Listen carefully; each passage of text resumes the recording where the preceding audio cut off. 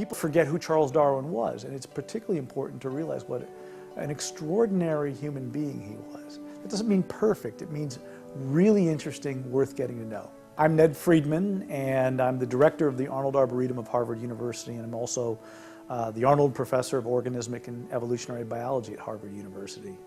And I'm a botanist, and I study the evolution of plants. Students really loved getting to know the personality of Charles Darwin and sort of looking behind the science and these glimpses that you could get from On the Origin of Species. I think one of the things that we got by looking at the person is we saw, for example, how he used his family in his experiments, how he used the power of the mail service in England, which came a couple of times a day to his door at Down House. And it's important to remember that after he returns from the Beagle and after a few years in London, he essentially goes out and lives the rest of his life on a very small piece of property. It's a nice, lovely estate, but he doesn't really leave very often the village of Down. And so getting a sense of how his correspondence covered the world and how he relied on friends and also people he didn't even know to provide him with information gives us a sense of how he created the science, how he queried, and how he extended his very local context in Down to basically the entire world was his experimental system, and the people who inhabited it were the extension of his mind. You also get a sense of how incredibly inquisitive he is. It's not just the big events in his life, the writing of On the Origin of Species or his book on orchids or something else. It's every day. The correspondence hammers home that this was a person to the day he died who continued to ask questions about nature with an intensity that just is almost beyond belief. You can't get that from any other source. You have to read the letters. But then there's a playful side of Charles Darwin that I think by reading the letters when he's a young man, there's the question of how students can relate to Charles Darwin. Our first week of class was the first week of the semester.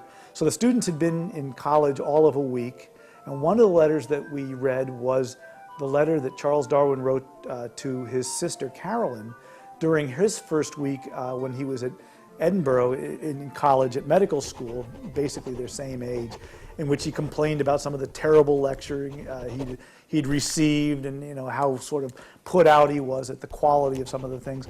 But what the students realized very quickly was that old man with the beard, this person who really seems as distant from their lives as anyone could be, was once their age, and while they used a cell phone to communicate the very same things about the classes they liked or perhaps didn't like, nothing had changed basically in almost 200 years. From that point on, I had this sense in the class that the students really now saw him as someone who'd been their age. And once you've opened that door, they can accept every additional letter as having come from somebody who isn't this iconic figure. And that's really important. So that was one of my favorite letters because I think it was so key to sort of setting everything up in terms of the interactions. The one thing we could do beyond reading his letters or reading biographies was actually to do some of the things that he himself did to sort of walk in his shoes. Darwin was very interested in how plants climb and how they move, and we did actually work with hops plants that Darwin worked with too, and the way that they actually coil, and they coil in a certain direction that's clockwise as they climb. We also worked with insectivorous plants, so Darwin wrote a whole book on that and got all the fly traps to close right in front of us. And so again, we played with the plants that Charles Darwin did. As I reflect on the course and whether there was a favorite experiment or set of observations we made, one was the first day we met, I gave everyone a jar of salt water, a packet of garden seeds, and they had to pour some seeds into the salt water, cap it. And a month later, they would bring these things back, and we washed them and we planted them out. It was a set of experiments that Darwin did to see whether plant seeds could disperse long distances in ocean currents so that you could explain how closely related groups of plants lived far away from each other. And the students were all shocked by the fact that after a month of being totally soaked, many of the seeds germinated. And we actually went back to Darwin's published paper and we checked to see whether our species matched his species, and they did very nicely. And so that one was an experiment that worked really well. It really showed how the simplest set of experiments were always being leveraged for the maximum intellectual impact.